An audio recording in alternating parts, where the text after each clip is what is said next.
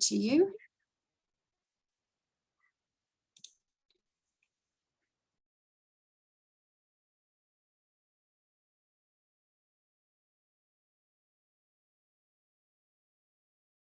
Oh, you're just on mute, Karen. Sorry, oh yeah, sorry, it must have muted and unmuted at the same time. Yeah, so I'm going to give a bit of a whirlwind from Social Farms and Gardens Scotland perspective of where we connect, we think, with land ownership, community land ownership. And it's not a huge connection, but it's got a huge amount of potential. So I'm going to put on my presentation, if that's okay.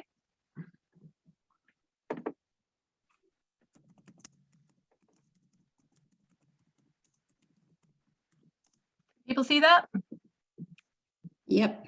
Great. Okay, I'm just going to go through the slideshow.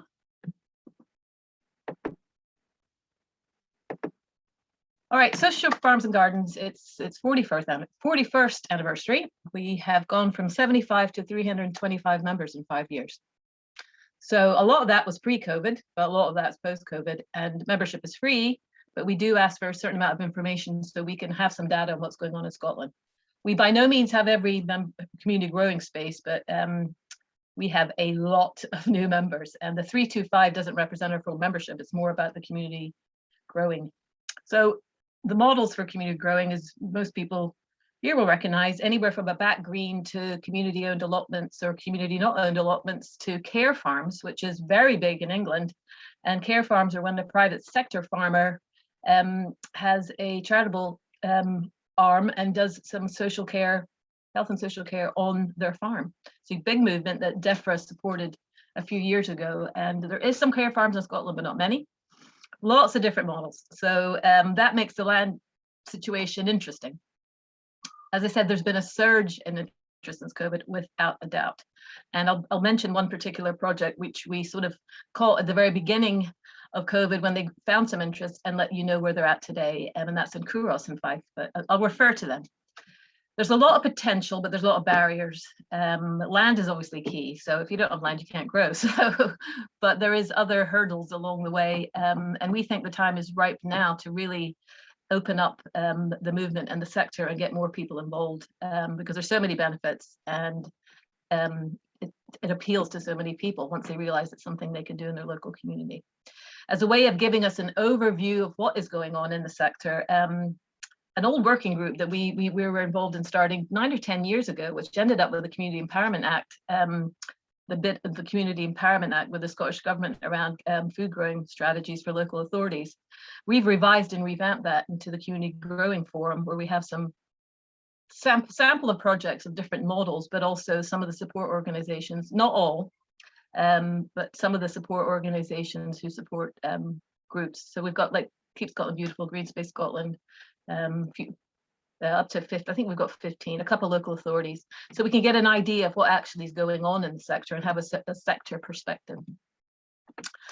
So community growing and community land ownership. Now, I have said here land ownership in community growing spaces is less than 5%, but that's an overestimate. It's a figure I couldn't quite get from our database because people didn't fill it out properly, but there's very few, and there's reasons for that, but it doesn't mean that it shouldn't be a thing.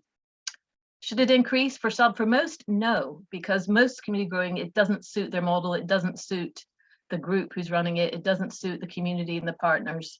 But for some, it does. And like Bridgend in Edinburgh, which was quite seminal in the way they've operated, there is more potential for that type of model. But their model is more based on income from health and social services and health and social care. So it's not necessarily a food growing model.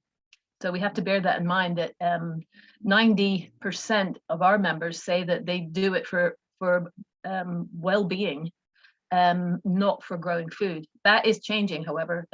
Many more people want to grow, groups want to grow more food. They've seen what's happened with COVID. They want a local food system. They want a more nutritious, locally grown food system, and they want to be part of that, even if it's a small part. So there's a lot of potential.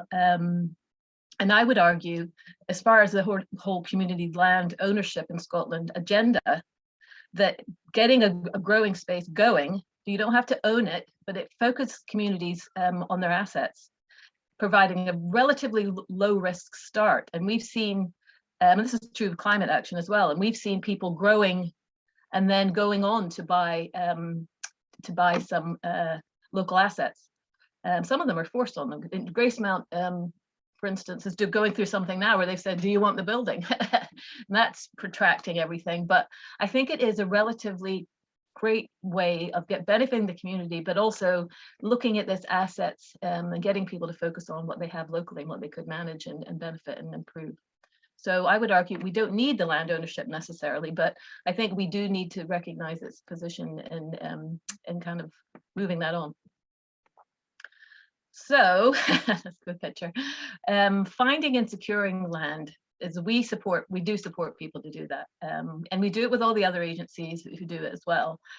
We have new projects starting up. We like the Kouros one. The Kouros group, they saw I think it was a retired soldiers home, and they saw this amazing space at the back that wasn't used at all. Came to us and said, what can we do? Can we get started? How can we get started? And we helped them with thinking about their model, their vision, their purpose, who they need to work with, how they need to position themselves, looking at equity of access, and a lot of these issues, so that they can think through what they were doing. And a year and 3 months down the road, I had a chat with them a couple of weeks ago. They are now a SKIO. They have already distributed food to the home and the other local people. They're growing tons of food, and they've got a land agreement that they feel secure with. But they would never buy the land. But they've demonstrated to the community what some of these assets can do. There's many ways people get land. Some are offered land.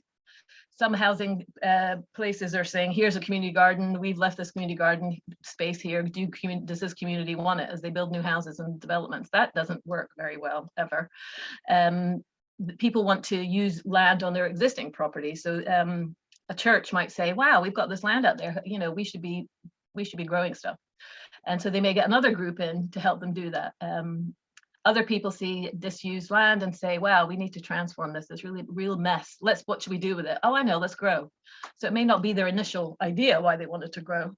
And now people increasingly are they're seeking appropriate land for food growing. And that is from a community not-for-profit perspective, including some of the groups in Glasgow looking at working with Glasgow Council to take over a golf course. So there's huge amounts of different ways that people get land. However, you have a lot of people we've seen have had to go backwards because they've taken on land that's not been suitable. So that's a lot of the advice we give. What is it suitable? Is it accessible? Is it quality? What's the soil like? Access to water, too much water, any utilities? Who's your partners? Who are you going to collaborate with? Are you going to store and distribute food? And are you going to? A lot of people since COVID have been taking on storing food from a lot of venues who have excess food, and they're through the pantry system, the community pantry, are putting it back out into the community and recycling, keeping that waste down. So there's a lot of things to think about if you really want to be a food hub for your local area. A lot of leisure and learning services and social services come to green spaces and gardens and ask them to use their site. And a lot of that is a burden sometimes to what is a mostly volunteer-led sector. So thinking about all these things, who are you going to have people with additional needs into your space? Do you want to provide year-round growing opportunities? And how can you make sure you're just not a closed shop and not really a community organization, but you really want to open up so hard to reach people, and people with not such a voice still get an opportunity to engage.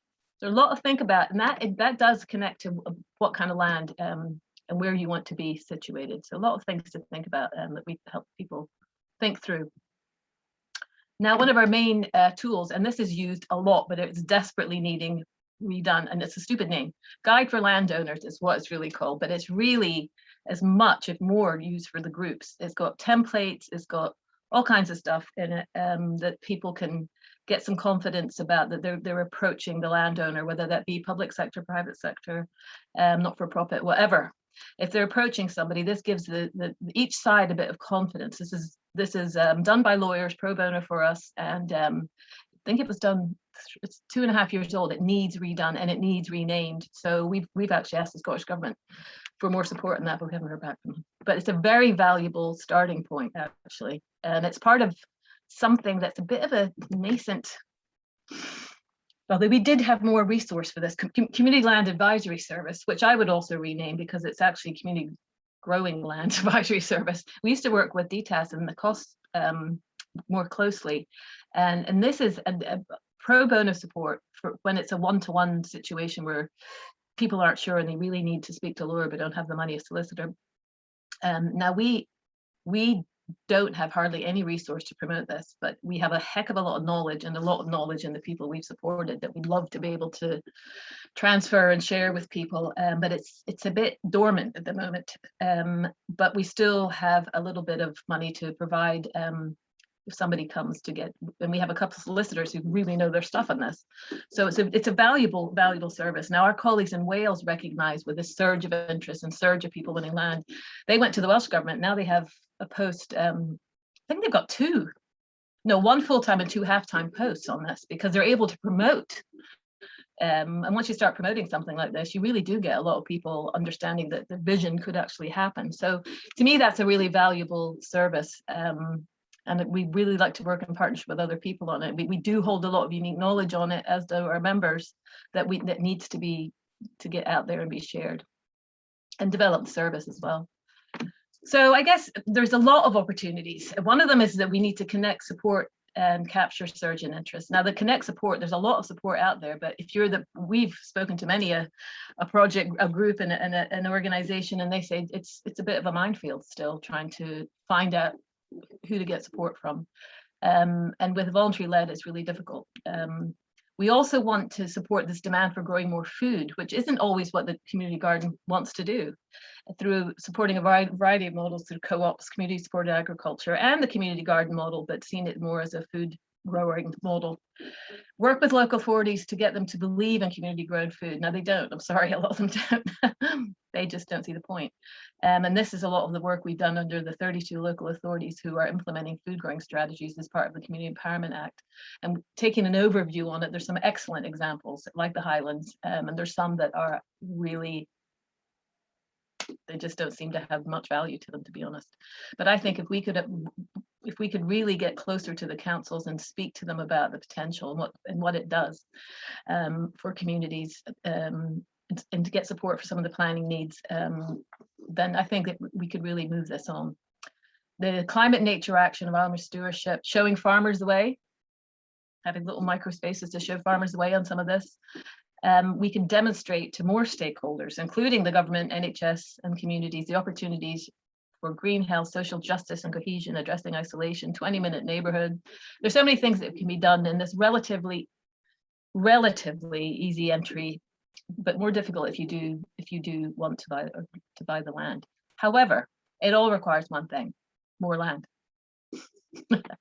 That's me. Fabulous. Thank you so much, Karen. That was loads of great information. I really like the fact that you talk about, owning allotments, owning food growing projects is really the sort of gateway to inspiring people to think about more community owned projects, and to show that people are really keen to get stuck in and get stuff done and take action. So I think that's a great point. Okay, so next we're moving on to Steve Dubay from Peebles Development Trust. So Steve has been involved with the allotments in Peebles. He's also been on the committee at the Community Trust there, and very active also with the forest that they have taken into community ownership.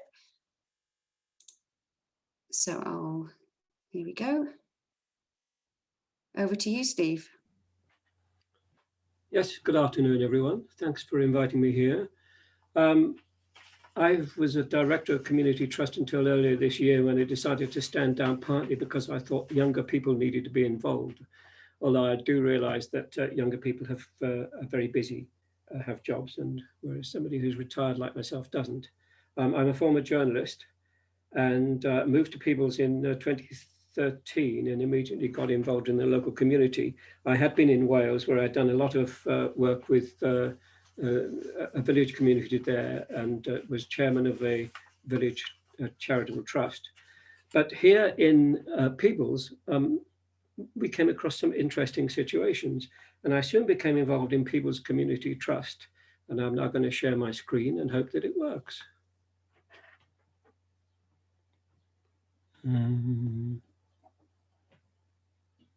It's disappeared. Yeah, I can't find it. I'll share it from my side, Steve. Yeah, okay, that would be good.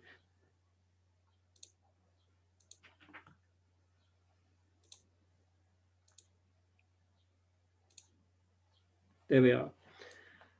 So March Street Mills is has dating back to 1941. We'll see here on the screen. Can you go back one, Amy, possibly? Shall I go back?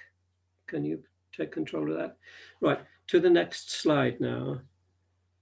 It's an aerial map of Ballantyne Mill in 1947. And it shows, marked in red is or pink is the current boundaries of the mill site. They sold off bits of it for housing. And over here is the allotments. Now, they were set up in 1941 as part of the Dig for Britain campaign during World War II, and there are 48 allotments there. Workers' allotments, when the mill closed in 2015, of course, these allotments were in limbo. One of the problems was that the local authority had allocated this land as white land, which in planning terms means that it can be used for absolutely anything at all. It should, of course, have been allocated in the local development plan as an industrial site, as it had been since 1885. That caused all kinds of problems because the mill owners eventually came up with a plan to put 70 houses on the whole site. And the allotments is the only part of the site that's ideal. You could build houses there tomorrow. It's completely flat. It's got access. The rest of the site is difficult. It's got a degree of contamination, and it's also topographically quite difficult to work with. And this area here is not really usable at all. I don't know. Is it coming up when I'm putting something on the screen here? Or I'm using my cursor. But no, because I'm sharing the screen. Okay, so on the right-hand side on the screen is the area where they said that they would move the allotments to, and on the left is the allotment area. Well, now then, problems started. The allotment holders, of whom I'm one, decided to go under the umbrella of Peebles Community Trust, which has its own projects, including running a very large community centre, but also acts as an umbrella for a number of different organisations, some of which we'll come across in a minute. So we went under their umbrella, and PCT got some money off the Scottish Land Fund to investigate a possible takeover of the site under the community right to buy system. A very good system that the Scottish Government has put together. Meantime, the owners went for planning consent for 70 houses. The local authority planners were inclined to accept that, but negotiations with the company took a long, long time. And by the time it went to the planning authority, with a lot of complaints and objections from the local community, the owners decided to go straight to the planning reporter because they said that the council hadn't acted fast enough. You could say that was their mistake. You could say they were badly advised, and I do say that. They've been badly advised throughout. They lost the case to the planning reporter on the grounds of green space. We then put in an application for a community right to buy, which we were granted from the Scottish Government. The company then appealed. It went to the local sheriff. That was then suddenly, they lost that appeal. They then appealed to the Scottish Government that the appeal had been irrational. And so it went back to the Scottish Government. They had to answer various questions. And we're now at the situation where this month it is going back to the Sheriff, the Scottish Government having once again granted the community right to buy. PCT, Peebles Community Trust, has extensive plans for the rest of the site, including a 24/7 care home, which is badly needed in the area, affordable housing, the 70 housing units, in fact, which is the one that the developers, that the owners wanted to get planning consent for. But of course, this would be a different kind of housing. And just to say that everybody wants to live in Peebles, it's perfect for jobs in Edinburgh or even Glasgow. And of course, developers can get a high price for their houses. If we can move on now, Amy, to the next slide.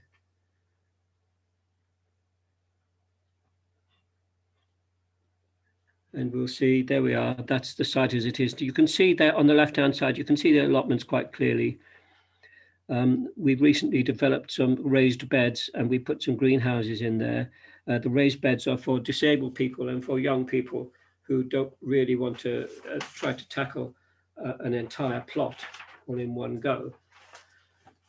Going back to the timeline now, we're waiting for this decision, which goes to the Sheriff. We don't know what's going to happen. The owners have threatened to give us all notice to quit. That we know that they're in conversation with various developers, at least one of whom says he doesn't want to use the allotment site, which is very, very good news. He's a local developer, so maybe he's being influenced by his neighbors. And that's the situation. There's a prime allotment site there. There are other allotments in Peebles. There's a council allotment, which until the March Street Mill situation came on, became a local matter, if you like, in 2015. The council allotments were pretty poorly administered. There were derelict plots. There was subletting going on. It was riddled with rabbits. It was in a poor situation. The council has now begun to take that on. When I first came to Peebles, I applied for an allotment. I was told there was a 10-year waiting list. I don't know what the situation is now. There are also a number of other allotments around the place that have historic links to common good land. So all in all, there's 48 allotments with us. There's about another 50, 55 at various other sites throughout the town. The waiting lists are pretty big. Currently has 34 on the list. That was in 2015. At March Street Mill, we have about half a dozen. And they change hands very quickly. They're very well looked after. Being under threat has encouraged people to really take their plots in hand. They're beautifully looked after now. So if we can move on to the next couple of things are the timeline, which I've dealt with, Amy. So, but they'll be useful in terms of the recording for people to have a read of it and see just what it's like to apply for a community right to buy. It's a good way of getting hold of land which might be derelict in your community, might be just not really properly used, if you like. It's not an easy process to go through. It's very complicated, but the people who are involved in the community right to buy team are very helpful. They'll guide you through the process. And when it comes to finding the money to buy such a thing, then the Scottish Land Fund is all ears. And again, the process isn't easy, but it is, you'll be helped through it very, very well. If we come back now to the final slide, I can just talk through a few things there. Eshiel's Community Wood, that was the first community purchase that PCT carried out. It brought together various ecologists, environmentalists, foresters, and so on. And that's a 17 acre, 11 hectares, something like that, a piece of woodland alongside the River Tweed, a very much loved community asset. There's a picture of some of the allotment holders smiling and leaning on their spades there. And below that, that's one of our open days at the allotment. We've had a number of annual open days before COVID stopped everything from happening. Very well attended. We sold produce that we'd put on, that we'd made from the plots, and we gave the money to charity. And down below we have the picture on the bottom on the right hand side is of Peebles Can, which is a community garden. Again, this is a volunteer group. They work closely with Peebles Youth Group and the high school, and they deliver Skillshare workshops in a yurt which they've got in the garden. Skillshare is open to everybody. Informal sessions to learn new things, and you can take part and so on. They have talks and community events. It's a very active group. It's not under the umbrella of the PCT.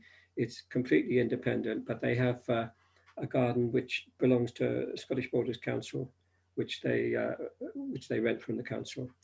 The Jedi Farm initiative is an interesting one, which is ongoing at the moment in its early stages, I'd say. This is a farm that's owned by the Common Good Fund, which has been derelict for a while. So the farmhouse is badly in need of work, and the farm land of 57 acres has been put out on tack to local farmers up to this point. A group of green inhabitants in Peebles got together and said, well, why don't we turn this into a demonstration farm, demonstrating new techniques of farming, green farming, environmentally based, not vegetarian, displaying and exhibiting different techniques, and also different ways of different renewables that are possible on the farm. It's backed by a local estate who is willing to put together the first 2 years of a rent to see whether the thing has got legs. Between 2 and 5 years, I should say. At the moment, it's up in the air. There are a lot of people, farmers again, who want to put it on tack. It would make a good starter farm, but there's a lot of work to be done on the house before that goes.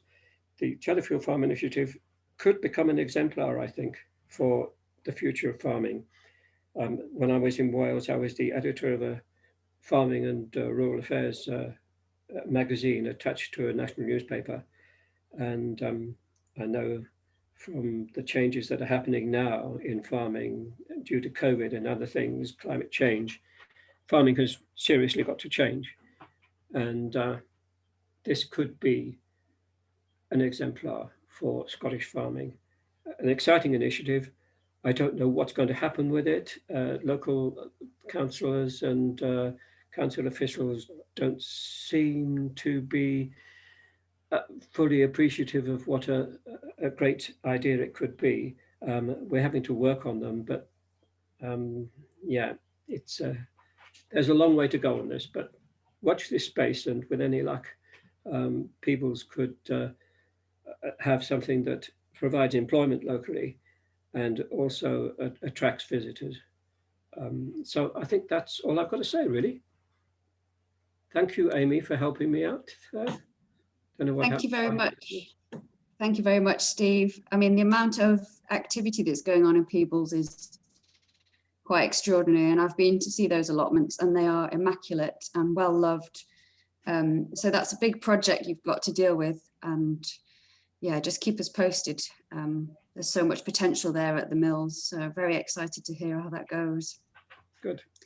Thank you very much, Steve. Okay, so next we're hearing from Ed, who's from Kyle's allotment group over at Kilfinan Farm. So Ed, over to you, and thank you for that, Steve. Thank you very much. Hopefully hopefully you can see my slides as well, if that's okay. Can you hear me and see me? Cool. Yeah. So I'm involved with the Carl's Allotment Group, which is based at Kilfinan Community Forest in Tenebrough. And where is that? Some people might ask. So we're on the west coast of Scotland. We are on the tiny village of Tenebrough, which is kind of, as you can see, tucked in behind Kintyre, just sort of tucked in behind Butte. And I think it's important to, one of the things that we're aware of is, as Karen was saying, making sure you've got land that's appropriate and suitable. We don't maybe have the best land, but we are sheltered and we are warm, which gives us a lot of benefits. And also we have plenty of rain, so which is always good for growing. What's Kilfinan Community Forest? Well, here's zooming in a bit closer, a map showing Kilfinan Community Forest, which was purchased by the community. The first part of it was purchased 10 years ago, with a second part, well, actually a part purchased about 5 years ago. So there's over 100 acres of woodland that was purchased by the community. That's now managed by Kilfinan Community Forest Company, and Kilfinan Community Forest lease a portion of that land to Carl's Allotment Group, which is where the allotment group has been set up. I think it was particularly interesting to hear what Steve was talking about, that interaction between lots of different elements, and that's something that we have, I guess, at Kilfinan Community Forest. We've got affordable housing, we've got woodland crofts, we've got some commercial woodland, we've got natural regeneration, we've got ancient oak woodland, and we've got the community forest. So, the community allotments. So all of these different elements can always work together to hopefully emphasise the stuff that's happened. So Carl's Allotment Group is a separate entity to the forest. It's run by a volunteer board. The plot holders are all members. Also other members of the local community can join as a kind of associate member. The whole project was set up when KCFC was awarded funding from the Scottish Government Climate Challenge Fund to tackle food growing. So that allowed the infrastructure for the allotments to be set up, which included building a polytunnel with some raised beds, community composting facilities, a cabin, deer fencing, and stuff like that. And here is just a few sort of facts about the group. I think we've got about 60 members at the moment. We don't currently have a waiting list. We try and find everyone a space if they want to join, which is one of the benefits of the small community. I'll talk a wee bit about funding maybe later on, but I think being part of a bigger organisation, Kilfinan Community Forest, which was buying a part of a bigger bit of land on behalf of the community, allowed someone to spend time getting the resources to put in the infrastructure, which can be really useful. So here's a shot of part of the allotment. It's maybe not the same as some allotments. We've got a community orchard as part of the site. There's also community areas planted with soft fruits and other perennials that grow on site. And as I say, there's also, oh, hang on, my slides haven't moved on, have they? Is that better? There you go. So there you can see the orchard, the community orchard, and as you can see, it's quite rough ground. It was a previous Sitka plantation, so it's quite sloped, and it still has the tree stumps in place in some areas. But the trees don't seem to mind because they produce a great crop of apples each year. These produce are sort of shared by the plot holders, but also sort of informally with the community as well. So as well as the outdoor growing space, within the outdoor growing space, there's also raised beds for each member, and we also have a polytunnel which provides people with an indoor growing space as well. So the costs, people pay £65 a year for the plot, and that gives you a plot indoors and a plot outside, as well as access to the community areas and the community tools and equipment and gardening supplies. So we buy stuff in bulk for members. And as I imagine is common in most allotment and growing groups, there's people who quite often have a surplus of plants and seeds, which we're always sharing between us, which is always useful for when one of your crops fail. There's undoubtedly someone else who's got some spare plants to fill in those gaps.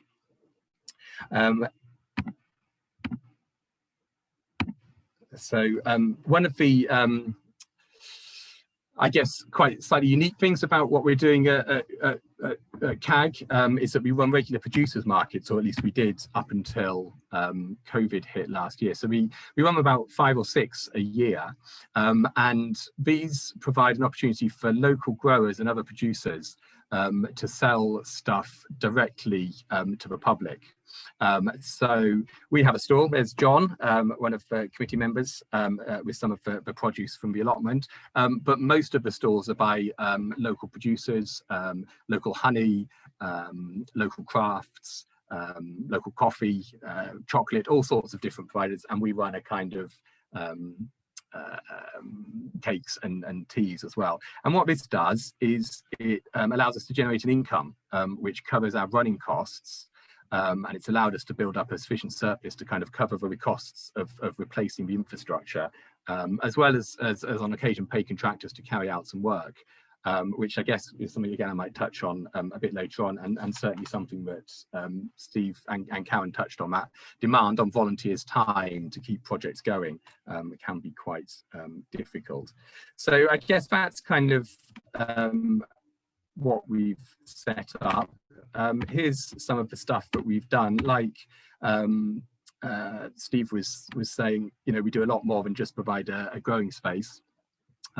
We have these regular work days, or we did, when we get together to do tasks. We put on the producers markets, lots of skill sharing, sort of informally, by you know, discussions with new members from people who got a bit more experience, but also some kind of organised events. So we did various different growing events. We work closely with the local school. They have a bed. The school and the nursery both have a bed on the allotment where they come up and grow, which is really great to get the kids up there. We also have a bed that's a local group called Branching Out, which is an NHS funded project for people with poor mental health. They come on a 12-week programme in the woods, and part of that is having a growing space at the allotments where they can come and grow food. And we've also tried to sort of develop some of the more food aspects of it as well, like fermenting herbs and making cider, of course, with that huge amounts of apples. So what I'll just briefly look at is some of the challenges that we've faced, which kind of bring in some of the bigger issues. So one of them is deer. On the west coast of Scotland, there's a huge pressure with grazing, and any site that isn't well fenced will soon be obliterated. And unfortunately, a deer managed to get into our sites a couple of weeks ago, and me and my son and one of the other volunteers had to go in the evening to try and coax the deer out, and we managed to get it out luckily. But deer are an ongoing problem, and I guess what that shows is that the deer fence is now 10 years old. It's starting to sag in places, so we have to find money to replace that infrastructure. So one kind of thing for organisations to consider is not only do you have your setup costs, but how are you going to maintain the infrastructure when it needs replacing? Someone in the chat was talking about slugs. That's certainly a challenge for any growers, particularly on the west coast of Scotland. But I think the challenge is how to deal with them, and there's different views on that. And I think that's been subject to some discussion within the organisation. There's people that want to go down the route of using slug pellets. There's people that want to not use slug pellets, and it also applies to other things like spraying weeds and things like that. So there's not a real a correct answer, but I think it's important for organisations to decide what their policy is and make sure that it's something that is suitable for all members. So we have, our constitution talks about growing in an organic way where appropriate. So there's quite a lot of leeway within that. But obviously, if you want to go organically, but someone is poisoning the slugs in the next bed, that's slightly harder. In terms of how to deal with them, my view is to encourage biodiversity, make sure you've got a pond for some frogs, habitat for hedgehogs, let the weeds flourish, and the slugs will eat the weeds as well as your vegetables.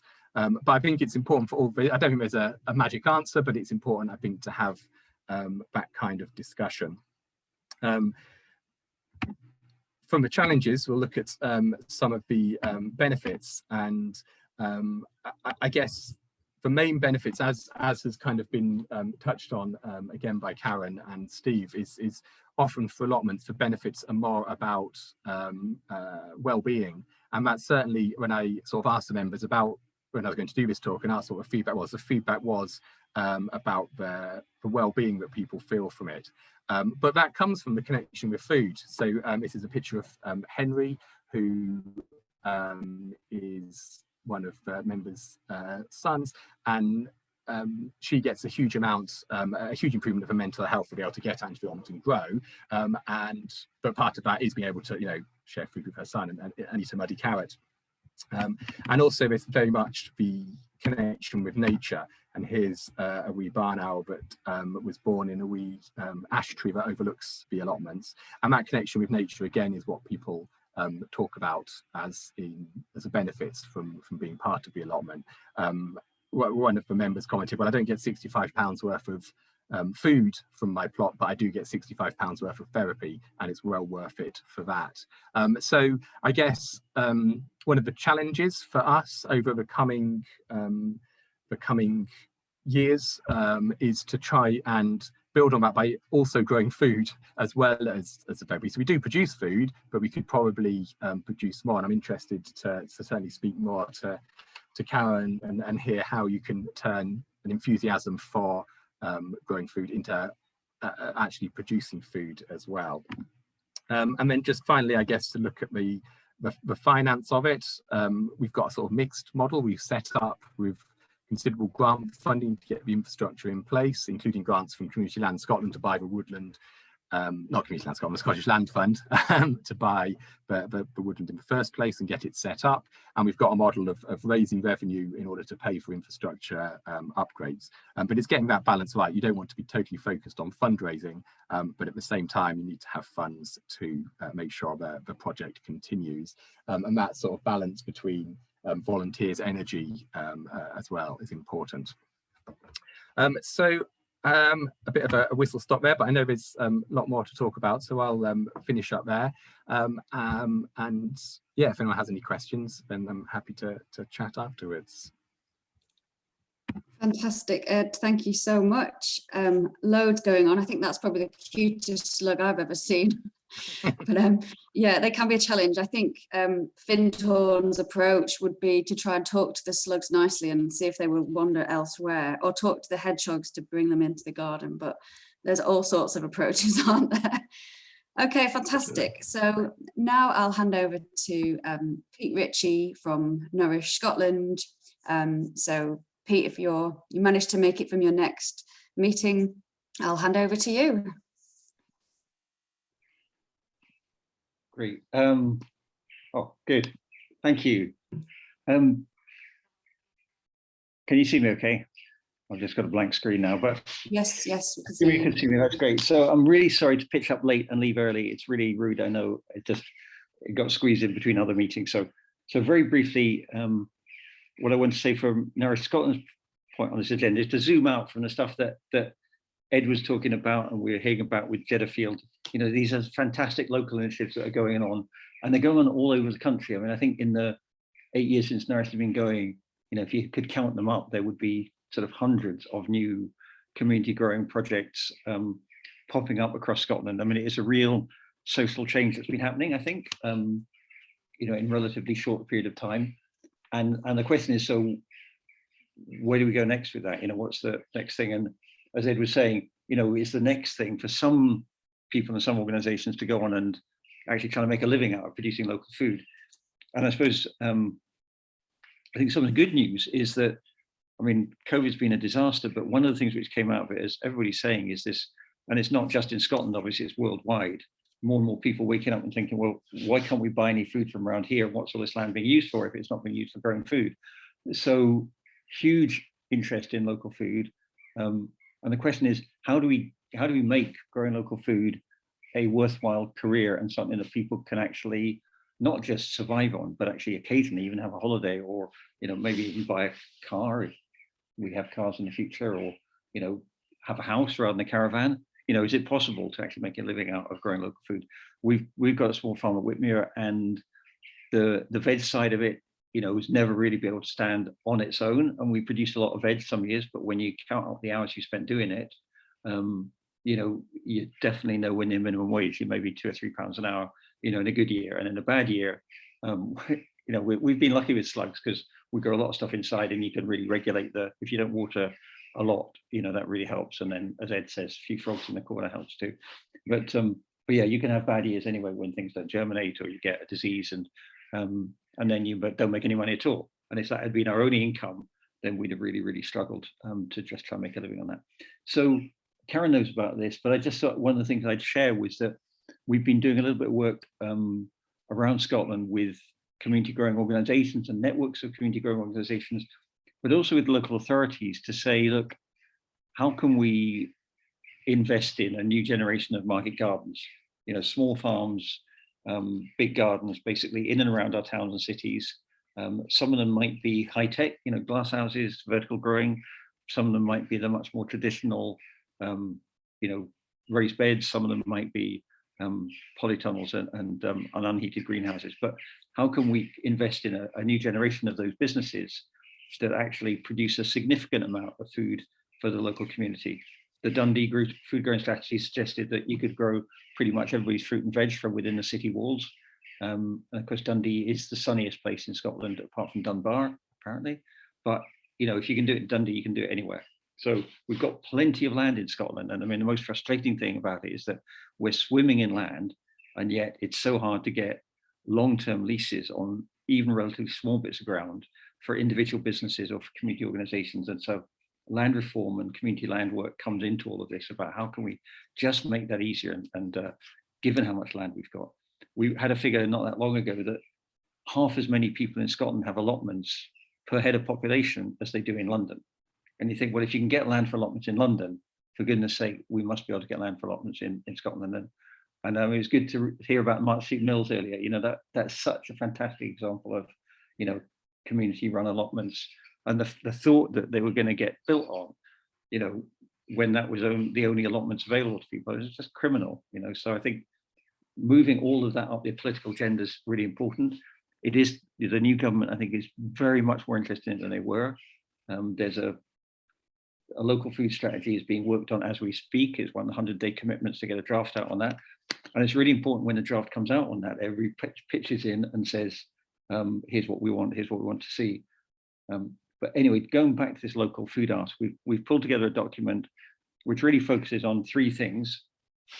It says to grow the sector and have people able to make a living from this, they need access to land, and that's long-term land. It's at least 5 years before you break even, however good you are, and you really need land in perpetuity or certainly for 25 years to make it an investable proposition for people. And it needs to be good land, not just the leftover land that's in the shade somewhere on a north-facing slope somewhere. It needs to be good land. And as I say, we've got plenty of land. The second thing is skills. This is really hard to do. As Ed says, it's one thing doing it for enjoyment, and that's absolutely great and a really important part of what it means to be human and what it means to live in communities is that people get to grow some of their own food. But to make a living, you have to be really good at this. We weren't as good as we needed to be. And when you see the really good people, it's awesome how organized they are, how quick they are at doing things, how good they are at getting one crop ended, another one begun, and intercropping and polycropping. I mean, there's just lots of fantastic skills that people need to develop here. And at the moment, you can't train to do that. If you go to Holland, if you were brought up in Holland, you could leave school and do a 4-year master's in glasshouse production. There aren't those sorts of options of degree level courses to say this is a proper career, this is a skilled job, a highly skilled job, and to do it well, you need to have an opportunity to learn how to do it with a mixture of those practical skills, but also the really in-depth knowledge about how soil works and how plants work. And there's some really interesting cutting-edge stuff on soils and plants at the moment. The research on that is growing exponentially at the moment. We're finding out lots of new stuff about how soils and plants work. And the third thing that people need is resources. And as I said, it can take at least 5 years to get a business to break even. a lot of people coming into sector don't come in with money. They need to invest at the beginning of the business. And also they're working against the grain. They're working on a small scale. They're trying to do every job from, you know, buying the seeds to selling the stuff, all the marketing, all the branding, all the logistics of moving stuff, all the dealing with customers, all the finances. You know, these are complicated things to try and run. And to be quite honest, we think that they deliver such a lot of public goods that there's a completely sensible case for them to get government support. And at the moment, we're reforming the agricultural policy after we left the EU, and we're no longer part of the CAP. All that discussion is going on in government at the moment as we speak.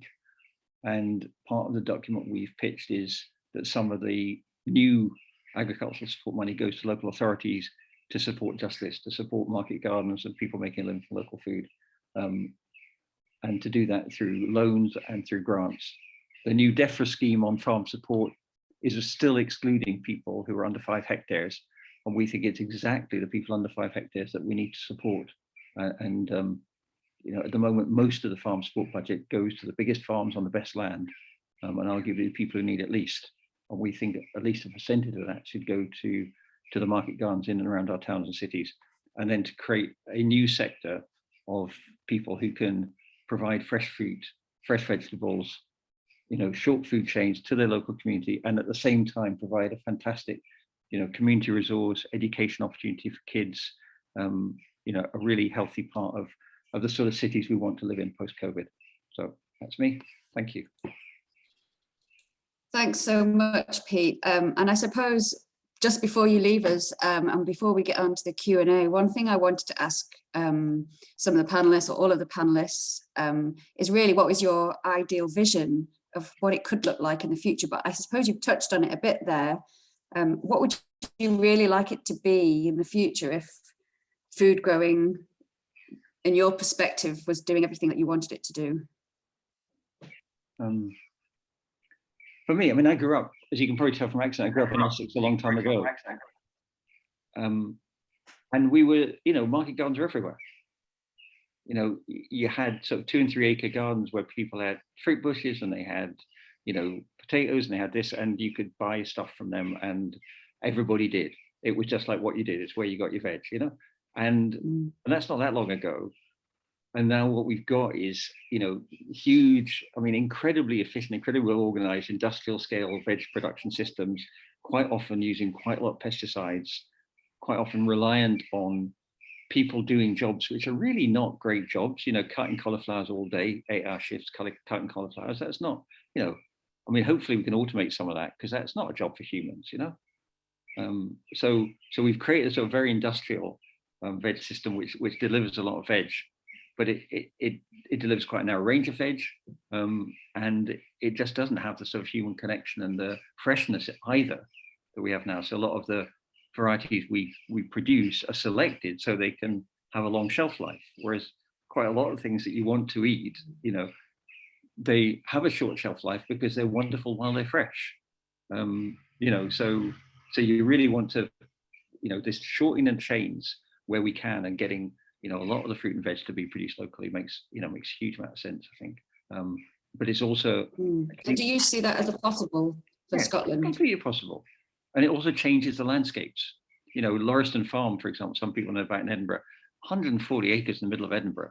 I mean, for goodness sake, you know, that's a real landscape changer when that becomes a sort of, you know, productive, you know, multi-functional farm in the middle of the city, you know. And as we start to try and make our cities more for people and less for cars, you know, there's a lot of tarmac to be dug up, quite honestly. You know, and if we can get under some of that tarmac and remediate some of that ground, then that would be great too. Because you've got to remember that, you know, the best land in Scotland, like everywhere in the world, is under the tarmac in the cities, because that's where we built the cities, on the best land. You know, that's why they're there. You know, they're all sitting on the grade 1 land. You know, so except maybe Glasgow, but you know, but certainly, you know, in general, the cities are they're on the flat ground, and they're on the best land, and they're near rivers, and they're, you know, they've got the best climate, because that's why people chose to live there. So I think getting in and around the cities. Yeah, brilliant. All right, Pete, well, thank you so much for your contribution. I know you've got to rush off, unfortunately. Yeah, but please, no, thanks for joining us. You put the website up there, you know, Pete at, you can always email me and, you know, be happy to share in these documents or talk more about some of the ideas. I'm really sorry I have to go. Thank you. Great. No, thanks so much, Pete. Okay, so if the other presenters are happy to unmute themselves and join me on the screen. If anyone's got any questions, feel free to add it to the Q&A, but just to repeat the same question really to all of our presenters, you know, in an ideal world, what would your vision look like for community growing or food growing initiatives in Scotland? So start with Karen, perhaps. What Pete said, and no, I think I've become a soil convert. I'm not a grower, I'm a kind of doer and facilitator.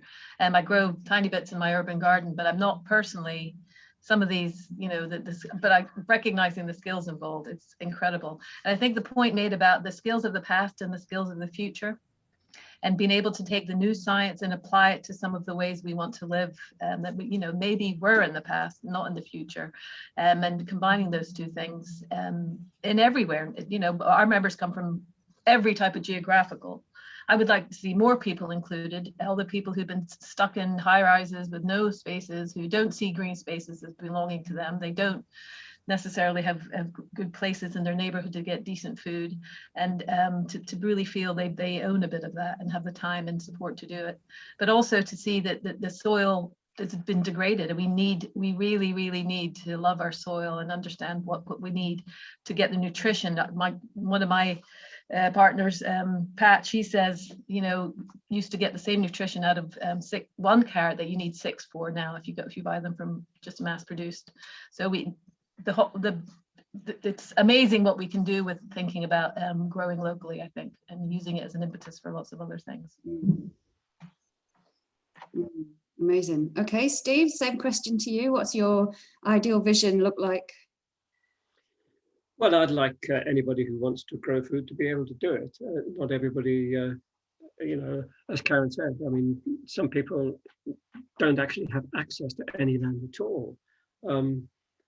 I think we need to decentralize the whole food system as well. It's ridiculous that, you know, the trade deal that's just been made is with a country on the other side of the world without any regard to the environmental costs of shipping the stuff over here. Regardless of the, you know, they have about 130 different things that they can do with their cattle and sheep that we're not allowed to do or weren't allowed to do under the EU. It's a ridiculous situation. As Peter was saying, you know, food used to be available locally, and it really isn't very much now. It distresses me actually to see, you know, beans from Kenya and potatoes from Egypt in the supermarkets. I mean, that never used to happen, you know. But UK is about 60% dependent on the food grown in its own country. 60%, only 60% of the food that we eat is actually grown in the UK. That's ridiculous.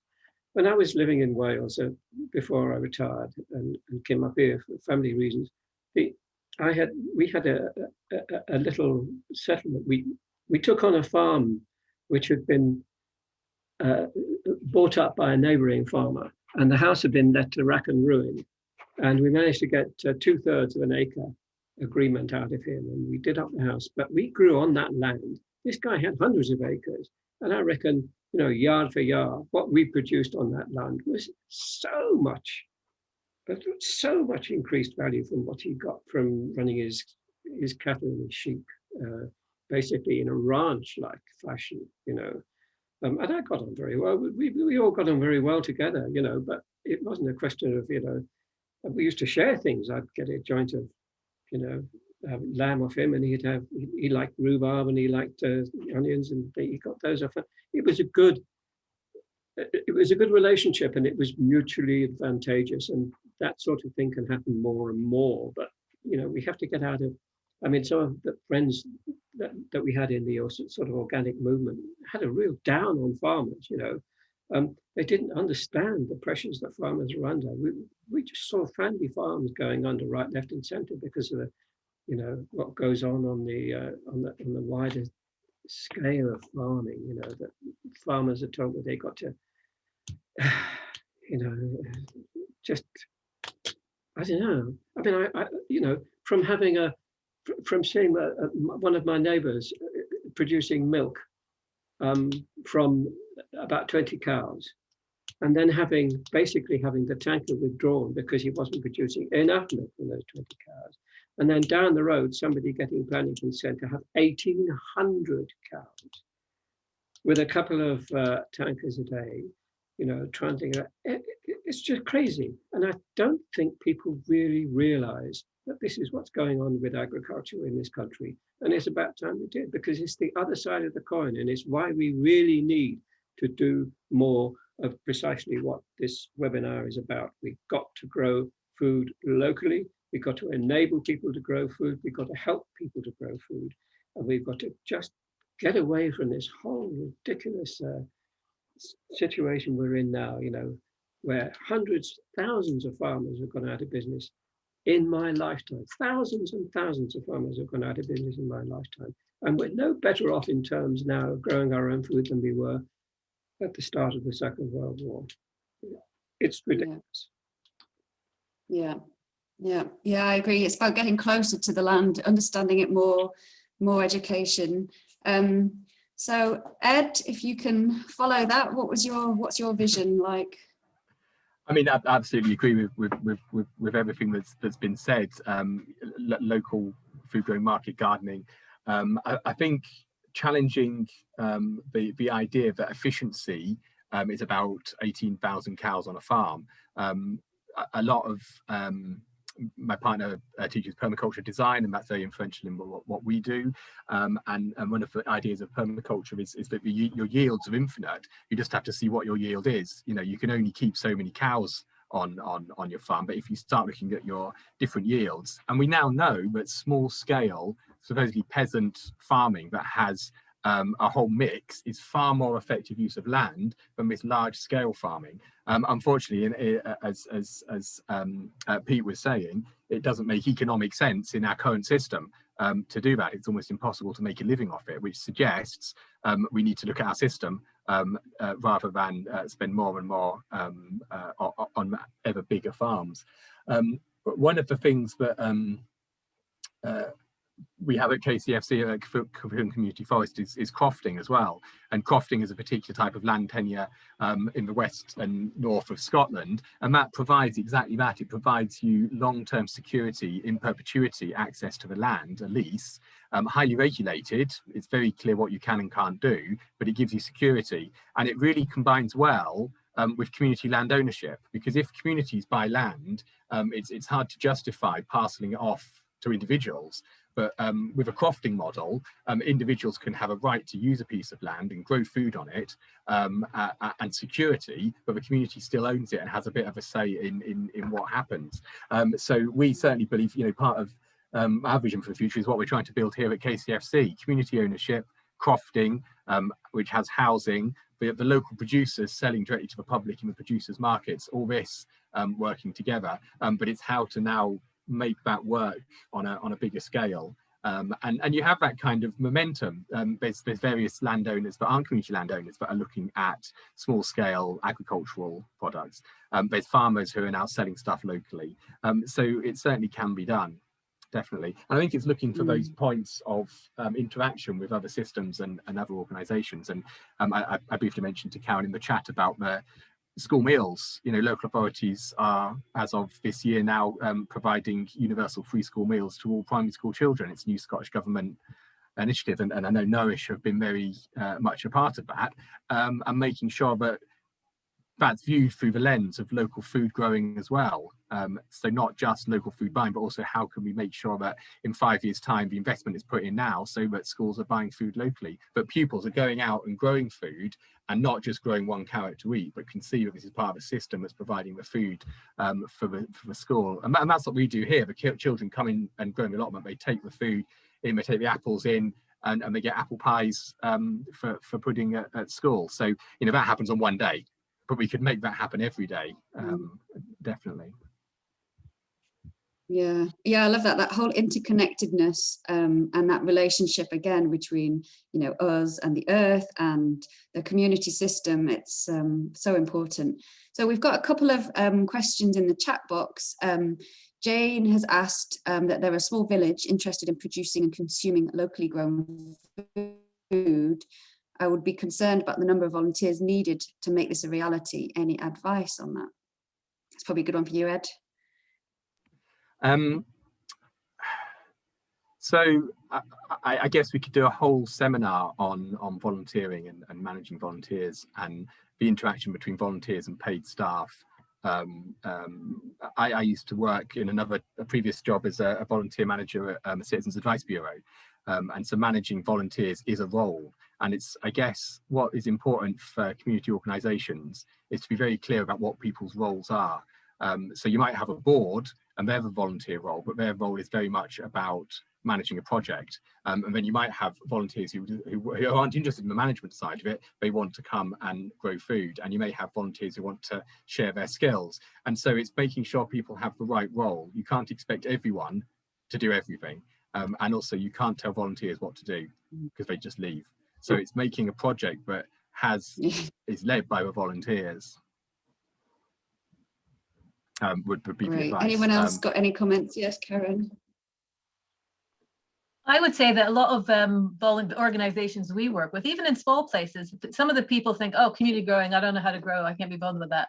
And I think it's recognizing the number of skills you can contribute to a growing place is amazing, whether it's marketing, promoting, doing some landscape, doing the growing, managing the volunteers, making tea and scones on Saturday. There's so many things that people can do and contribute to, and it's usually a lively, you know, really energized group of people. So if I was managing that volunteer center, as I'm sure you would, Ed, you know, I would extol the virtues and the different things you can get out of a community growing project. Because we noticed in Edinburgh they had boxed everything up and ticked everything off. So when people were actually trying to go through a form to figure out where they can contribute their skills, there was no way they were going to get to community growing unless they actually said they had horticulture skills, where we knew that there's a place to learn horticulture skills. And just, you know, if you've got a strong back, a lot of people don't when they're volunteers, you know, you've got a skill. So I would highly recommend just letting people know that.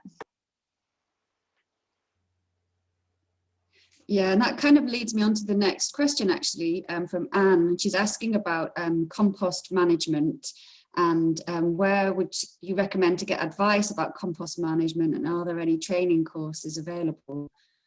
If anyone wants to volunteer for that one. Steve? Karen? Yep. Oh, Steve. I mean, there's, you know, I learned how to make compost from a book. You know, and you can get a book in the libraries and things like that. I wouldn't know where to go apart from that in terms of direct, you know, one-to-one or group training or discussion and so on. I would go on our website, or UK website. There's it is far too much information, very badly organized. But if you look at compost, you should find something.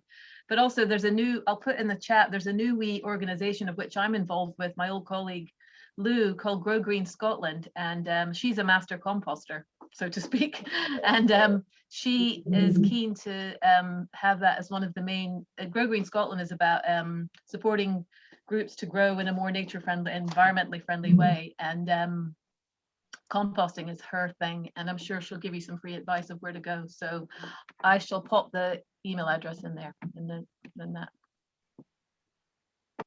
That sounds like a great connection there. Do you have any comments? Yeah, no, that Grow Green Scotland sounds like a great organization. I think two things. One, we have a community composting site on site as well. So we got the contract from the council to provide community composting, because we're such a long way from the nearest centre. We do that. And part of it is not to be put off by the mystique that things are difficult. To make compost, you put a load of stuff in a pile and leave it alone, and nature will do the rest. So again, another key permaculture principle: work with nature. So it does. Now you can obviously, that's very basics, and you can get more and more advanced. And as we've talked about, creating good soil is vital to growing. But at the basic level, it's really quite straightforward. And a lot of can happen amongst growing is that there's kind of a mystique about it. Oh, you need to do it this way, you need to do it that way. But things want to grow, stuff wants to compost. Put them together and you get food. That's the basis of it. Now, obviously, there's loads more skills to learn beyond that, particularly if it needs to become a viable business. But I guess not being put off by not being able to do it. There was a great guy whose name I've forgotten, who's down in the Borders somewhere, who does a load of stuff with composting and worms. Who I've been to a couple of events he's held, but I can't remember his name. But I wonder if someone else is aware of who I'm talking about. Anyway, he gave me loads of great ideas around composting. Yeah, I mean, exactly. We've just had a comment in the Q&A. Sorry, Charles Dowding, apparently, which I'll put in the chat for everybody. There we go. Sorry, Steve, you're saying? I was just going to say, Ed's absolutely right. You know, there's no big thing. Put it in a pile. It will, you know, get a dustbin, fill it with weeds, and you'll have compost in a bit. You know, there's no great shots. You know, you can get really good compost by, I mean, building a proper bin with little gaps in the side so that it gets lots of oxygen in, and you know, using a compost maker and goodness knows what. But actually, just put it in a pile. You know. Yeah, and imagine nipping down to any of your local allotments. You could have a chat to most of the owners there, and they would all be able to give you some amazing advice as well. Okay, well, I think there was just one final question that was in the chat regarding slugs, and also interested to hear about other perennials that you grow in the allotment. Are perennials an important sustainable food growing system? So what are your thoughts on that, Ed or Steve? Perennials. Perennials. Well, I mean, I was amazed to find that the rocket that I grew last year and had many salads out of overwintered. So I suppose you could start to call it a perennial. I'm getting rocket now. I'm getting salads off it, which is great. But you have to keep cutting it, you know. Like all these things. I mean, chives. You know, you can. Lots of herbs are perennials, and they always lift whatever you're cooking. But I can't think. Ed, can you think of any perennial? Well, I'm a massive fan of perennials. You kind of get your return year on year rather than one off. It depends on what you want to. Loads amount of herbs. I mean, you can move up to shrubs. I mean, a key concept is forest gardening, and I can share a link. I don't know if we're sending out links to people, but a link on forest gardening, and you start to garden like a forest and the layers of a forest. So you have your canopy layer, your fruit tree, you have your fruit bush, your blackcurrant bush, you have stuff growing under the ground. Jerusalem artichokes are great for coming back, and you kind of mix and match all of these with space for annuals, but you mainly stick with trying to grow perennials. Plants for the Future website has great resources, but you can look up what type of thing you want, and it will give you some suggestions for perennials that do it. And the best thing about them is they really help the soil. If every year you're digging up the plants and digging up the soil, you're destroying the soil ecology. Whereas if you leave the soil alone and you let the plants come back year after year, you let that soil grow naturally. And Charles Dowing in his No Dig Gardening has a similar kind of concept. And also many things that we consider to be annuals are actually perennial. We've got kale, we've got Brussels sprouts, broccoli that's all coming back. Peppers are perennial. If you leave them, they'll come back for a couple of years. So you don't have to raise your bed every spring and start from scratch. Leave stuff growing and it'll keep coming back. So there wasn't any specific perennials there. Favorite perennial, blackcurrants, because they're delicious. Yeah, blackcurrants, yeah. I mean, once you got onto fruit, you know, apples and Okay. you know, we used to grow a lot of apples in this country, and people now don't even look after their apple trees if they got one in the garden. You know, lots of food there. Yeah, there's so much potential. I'm really looking forward to these visions of community growing, food growing initiatives all across Scotland and the rest of the UK. So thanks so much everyone for your time and your contributions. Thanks everyone for joining us. And the video will be up on our Vimeo site by tomorrow. So if you want to watch it again, you can find it there. But hopefully you can now go and enjoy the rest of the sunshine in your gardens. Thanks very much, everybody. Thank you. Take Too care. much for Bye-bye. organising it. I know. Bye.